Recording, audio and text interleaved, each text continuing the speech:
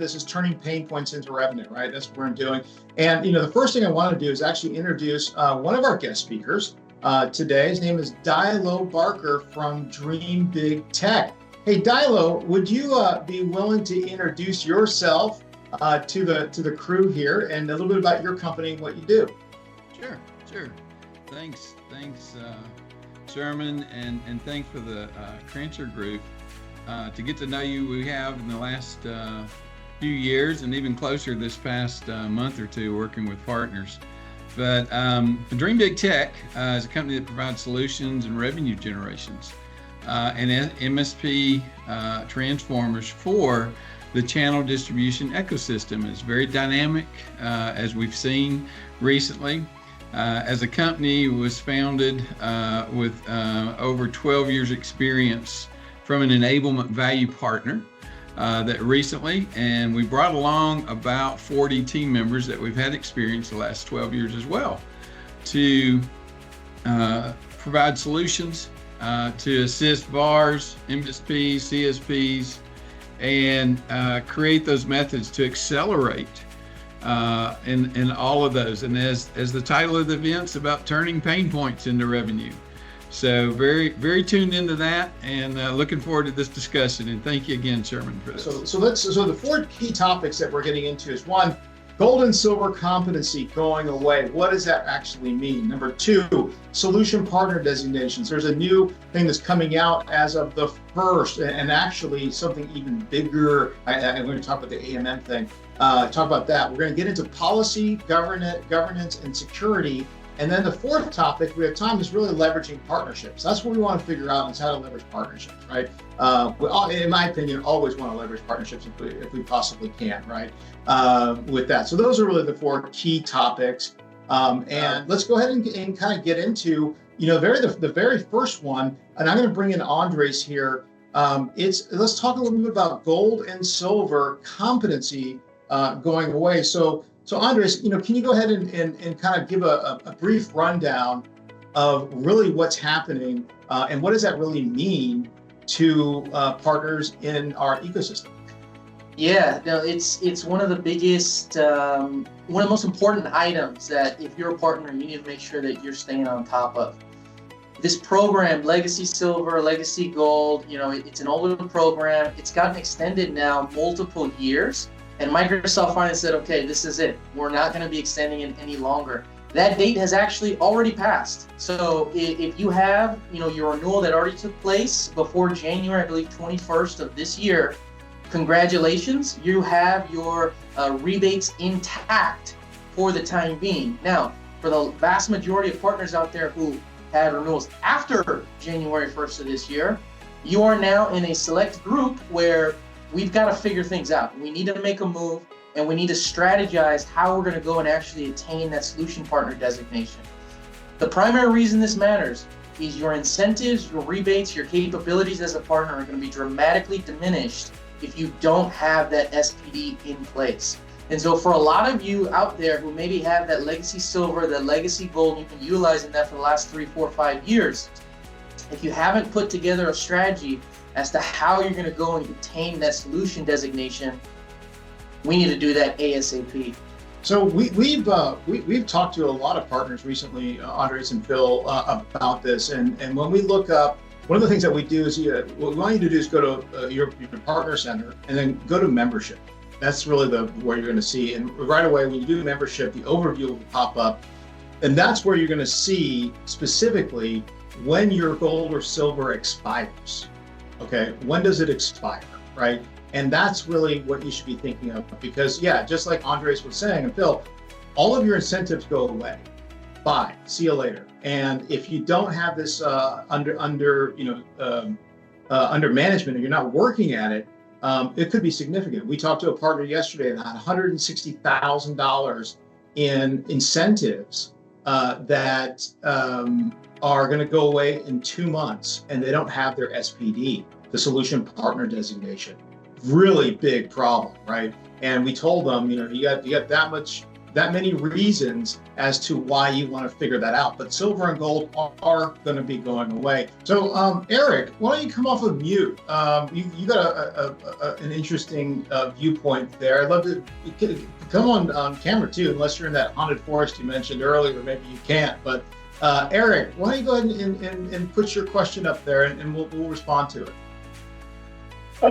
Yeah, I put it in chat. Just I'm represent an ISV, and we did the gold and silver thing for many years. We were a managed partner at one time, but from the customers that we worked with really didn't seem to care about that designation. So although we got some value out of Microsoft, the ROI on it just didn't really seem like it was worth it. And it didn't help us. It didn't help us win customers. We didn't lose customers because we didn't have the designation. And so I'm wondering, going forward, if customers, do they care about these designations? And just real quick to address Eric's question, there's different buckets like Sherman mentioned. You've got net customer adds, you've got certifications, you've got deployments, and you've got usage growth. So to answer the question as to whether or not you're going to get credit for that new Azure consumption, you're not going to get a net add because it's going to be the same customer that you had last year. But you would get the additional deployments and the additional usage growth, assuming they haven't decreased their use across the other services that they're utilizing today. So you still get points for it. There's just a little bit of nuance there. Not always easy. All right, so actually I want to get to, I got a couple more things to follow up on this, but I want to bring Dilo in here for just a moment. And Dilo, you've been in the business. You've worked with every distributor, manufacturer around, over the years. How important is it to align with the manufacturer to the highest level of their partner status and the benefits? What would you weigh in on that? What would you be responsive? Well, I think from that performance, there are always incentive, right? There's always incentives to begin those partnerships. And I think there's a very hungry dynamic for all of these organizations who want to grow their product, replace other product, very competitive, whatever the case may be. But I think how you approach any of those partners, it's creating the right partnerships for you to expand and cover your own bench, your own capability. And the value is that I don't have to create 7 surgeon specialists when I'm only going to use 1 a month on them, or whatever the case may be. And I think that's the real value, and I think it's easily recognized with OEMs that it's well accepted to have partners to help you grow your business, to cover your expertise from that perspective, right? How about, partnering? Do you see value, Dilo, in partnering with security-specific organizations, or how do you look at it from that perspective?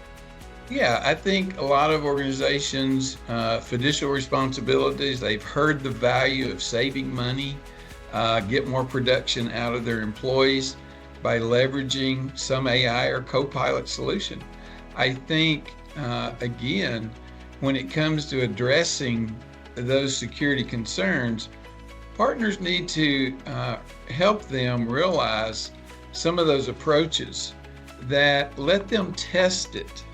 Because all of a sudden the CFO says, well, I don't want our financial data being accessed to anybody but my kingdom, right?